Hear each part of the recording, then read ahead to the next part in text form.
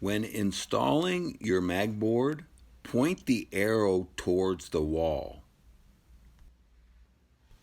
Mount your support on the two sides of the arrow.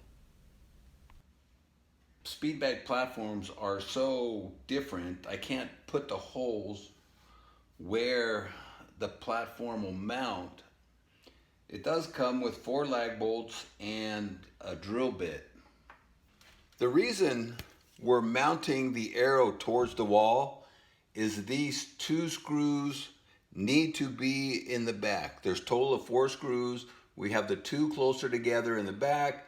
We have the 2 farther apart in the front. These 2 screws will stop the swivel from sliding forward. Place your swivel between the 2 screws and just let it pull up.